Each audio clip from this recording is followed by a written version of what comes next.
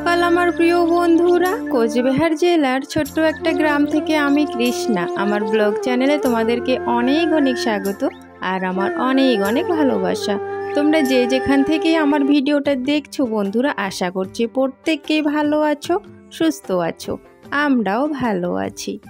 আশা করছি আজকের ভিডিওটা তোমাদের অনেক অনেক ভালো লাগবে। তাই বন্ধুরা অনুরোধ রইল তোমাদের কাছে সম্পূর্ণ ভিডিওটি দেখার জন্য, স্কিপ না করে। কাপড় জামাগুলো ধুয়ে আমি কিন্তু চানটা করে নিয়েছিলাম। আর এখন দেখো বাইরে গিয়ে কাপড় জামাগুলো মেলেও আসলাম। এই যে তোমাদেরকে বলেছিলাম ওই যে কাল আমি এই জামা কাপড়গুলো ভিজিয়ে রেখেছিলাম, আজকে ধুয়ে দিলাম সকাল সকাল উঠে। সকাল সকাল জামা কাপড়গুলো ধুয়ে দিচ্ছি, তো সেই জন্য তাড়াতাড়ি শুকিয়েও যাবে জামা কাপড়গুলো, তাই না? আর এখন দেখো একটু চা বানিয়ে খেয়ে নিলাম। তারপর এই যে এই পাঁপড়গুলো যে আছে না, এই পাঁপড়গুলো একটু ড্যাম ড্যাম টাইপের হয়ে গেছে, তাই ভাবছি চেলায় করে একটু রোদে দিয়ে দেব। মানে চাল ঝাড়ার যে চেলাটা আছে সেখানে আর কি নিয়ে নিলাম সব কিছু। আর এখন বাইরে গিয়ে আমাদের যে টোটোটা আছে, টোটোটার উপরে না অনেকক্ষণই রোদ পড়ে, তো সেই জন্যে ভাবছি উপরে দিয়ে আসি। নিচে তো দেওয়া যাবে না, কারণ যদি নিচে দেই কখন কোন সময় কুকুর ছাগল এসে মুখ দিয়ে দেবে তার কোনো ঠিক নেই। সেই জন্যে গাড়ির উপরে দিয়ে দিলাম। আর এখন ঘরে এসে বিছানাটা একটু গোছগাছ করে নিচ্ছি। সকালবেলা তো বিছানা তুলতে পারি না, সবাই ঘুমিয়ে থাকে। আমার বাইরের কাজগুলো আমি সকালবেলা সেরে নিই। তারপরে যখন সময় পাই এই দিকে ঘরে ঢুকে যখন দেখি সবাই উঠে গেছে, তখন কিন্তু বিছানা পাটিগুলো আমি ঠিক করে নিই। চলো বন্ধুরা, কাজগুলো করতে করতেই তোমাদের সুন্দর সুন্দর কমেন্টের উত্তরগুলো দিয়ে ফেলি। রুম্পি পাল বলেছো, আমি নদিয়ার থেকে তোমার ভিডিও দেখছি, বাবার বাড়ি রায়গঞ্জ, কোচবিহারে আমার মামার বাড়ি আছে, আমরাও জল কিনে খাই। তো তোমাকে প্রথমে তো অনেক অনেক ধন্যবাদ এত সুন্দর একটা কমেন্ট করার জন্য। আর সত্যি কথা বলতে কি বলো তো, এত পরিমাণে জল লাগে না, তো যেহেতু অনেক পরিমাণে জল লাগে তো কিনে খাওয়াটাও না সম্ভব হয় না, কারণ আমাদের বাড়িতে ছোট বাচ্চা আছে, এদিক ওইদিক জল ফেলিয়ে দেয়। আর কিনে খাওয়া জল না এক ফোঁটাও যদি বেকার নষ্ট হয়ে যায় না, তখন না অনেকটাই খারাপ লাগে। সেই কারণে আমাদের একটু জল না কিনে খেলে খুব সাবধানে আর কি খেতে হয়। আর এইদিকে দেখো তোমাদের সাথে কথা বলতে বলতে প্রীতমের বাবা বাজারে গিয়েছিল, বাজার থেকে দেখো বড় একটা লাউ নিয়ে এসছে আর শাক নিয়ে এসছে। দু রকমের শাক নিয়ে এসছে, তবে এক রকমের শাক আজকে রান্না করব, দু রকমের শাক রান্না করব না। এই যে লাল শাকগুলো দেখছো, লাল শাকগুলো একটু ঝোল ঝোল করে রান্না করব। আর ওই যে কলমি শাকটা রেখে দেব কালকের জন্য। একদিনই যদি সব খেয়ে ফেলি তাহলে কালকে কি খাবো বলো তো? তো সেই কারণে এক রকমের শাক রেখে দিলাম। আর সত্যি কথা বলতে বাচ্চারা না শাকটা খুব কম খায়, খেতে চায় না, জোর জবরদস্তি করে কিন্তু আমি ভাতের পাতে একটু করে হলেও শাক দিই। কারণ তোমরা তো প্রত্যেককে জানো শাকে তো প্রচুর পরিমাণে ভিটামিন আছে, প্রত্যেকেরই শাক খাওয়া কিন্তু খুবই দরকার। তো সেই কারণে বাচ্চাগুলোকে একটু জোর করে হলেও কিন্তু দেই। তো যাই হোক, দুজনে মিলে কিন্তু শাকগুলো তাড়াতাড়ি করে বেছে নিলাম। আর এখন প্লাস্টিকে নোংরাগুলো ভরে বাইরে ফেলে দিয়ে আসবো। দুজনে বাছলাম কেন বলো তো, ছোট ছোট শাক তো একটু বাছতে সময় লাগছিল। প্রীতমের বাবার আবার খিদে পেয়ে যাচ্ছিল, সেই জন্য আমাকে একটু হেল্প করে দিল। ও একটু বাছলো, আমিও একটু বাছলাম, তাতে কি তাড়াতাড়ি একটু হয়ে গেল।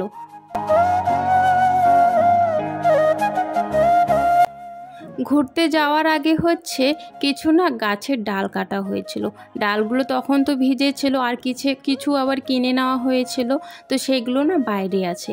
তো ভাবছি কালকের থেকে ওই খড়িগুলো দিয়ে রান্না করব, কারণ ওই খড়িগুলো এখন না খুব ভালোভাবে শুকিয়ে গেছে। আর তখন তো একদমই কাঁচা ছিল, একদম শুকোয়নি, সেই কারণে অনেক কিছু কিছু আর কি চালের উপরে রেখে দিয়েছি আমরা, আর কিছু কিন্তু বাইরেই ছিল। চালের উপরে যেগুলো রেখে দিয়েছি সেগুলো কিন্তু প্রায় আর কি শুকিয়ে গেছে। তবে ওই যে ছোট ছোট ডাল তো বাইরেরগুলো, তো ওই ছোট ছোট ডালগুলো খুব শুকিয়ে গেছে ভালো করে। তো কালকের থেকে ভাবছি ওইগুলো দিয়ে রান্না করব। আর আজকে আপাতত এখান থেকে কয়েকটা মোটা মোটা খড়ি নিয়ে রান্নাটা বসিয়ে দেব। কি করব বলো, আমাদের জীবনটাই হচ্ছে কষ্টের। এইভাবে হচ্ছে আমাদেরকে একটু দেখে শুনে বুদ্ধি খাটিয়ে একটু ভালো করে আর কি, যাতে একটু কম আর কি খরচের মধ্যে ভালো একটু খেতে পারি। তো অনেকভাবে আর কি চিন্তা ভাবনা করে হচ্ছে কিন্তু আমাদের সংসারটা চালাতে হয়।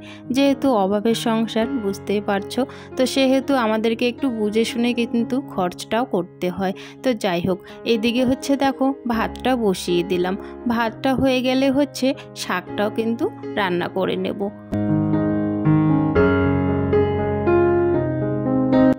আজকে আর ডাল রান্না করব না, তাই ভাবছি লাল শাকগুলো যে আছে, লাল শাকগুলো কিন্তু একটু ঝোলঝোলই ভালো লাগে। তো লাল শাকগুলো একটু ঝোলঝোল করব, তাহলে হচ্ছে ডালেরও কাজ করবে, শাকেরও কাজ করবে, তাই না?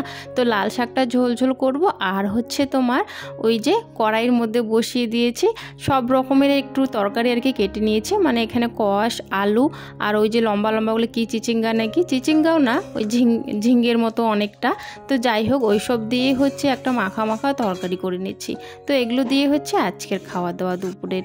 রান্না বান্না হয়ে গেল, এই মাত্রই রান্নাঘর থেকে বেরিয়ে আসলাম। রান্নাঘরে খুব গরম, থাকা যায় না সত্যি। আর এখন হচ্ছে প্রীতিকে আনতে যেতে হবে এই গরমের মধ্যে, বাইরে খুব রোদ, যাওয়া যায় না। আর প্রীতম আবার ছাতা নিয়ে গেছে, আর একটা ছাতা আছে তবে একটুখানি ভাঙা, ওটাই নিয়ে যেতে হবে, কিছু করার নেই, খুব গরম। ভাঙা ছাতাটা নিয়ে যাবো আর কি প্রীতমকে আনতে, প্রীতিকে আনতে।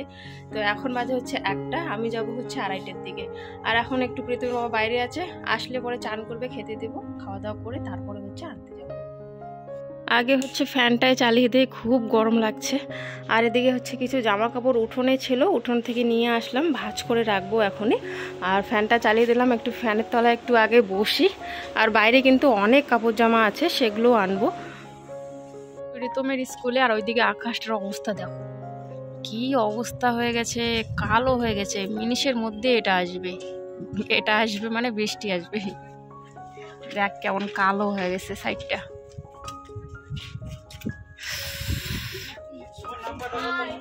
একদম এই সাইডটা একটু পরিষ্কার আছে, এই সাইডটা পরিষ্কার আছে, ওই সাইডটা দেখ কেমন কালো হয়ে গেছে। প্রীতি, এখনই বৃষ্টি নামবে, তাড়াতাড়ি ছুটিটা দিলেই বাঁচি। কি অবস্থা,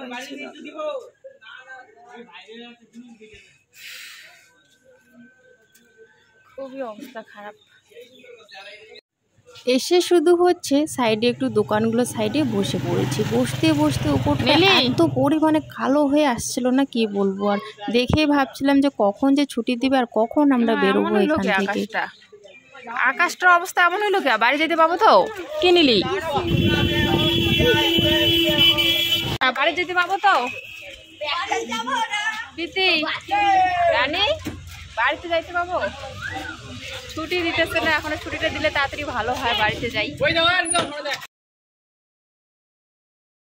এখনো দেখো হাওয়া কিন্তু বন্ধ হওয়ার নাম নিচ্ছে না, খুব হাওয়া উঠেছে। ভাগ্যিস আমরা বাড়ির কাছে আর কি চলে এসেছি, বাড়িতে আসনি, তবে বাড়ির কাছে চলে এসেছি, ভালোই লাগছে। এখন যদি বৃষ্টি হয় তাহলে কোনো ব্যাপার না, দৌড় দিয়ে চলে যাব আমরা বাড়িতে। এখন তো আমাদের বাড়ি পাশেই, তাই না? দেখো কি হাওয়া উঠেছে, এটা তো কম, যখন আমরা রাস্তায় ছিলাম অনেক হাওয়া ছিল। রাস্তাটা একদম ধুলো বালু উড়ে উড়ে চুল একদম শেষ করে দিল, আর চোখের মধ্যে ধুলা ঢুকছিল উড়ে উড়ে। সবাই মিলে ভাগ্যিস বাড়ি এসে গেছে, এখন বৃষ্টি হলেও কোনো ব্যাপার না, তাই না?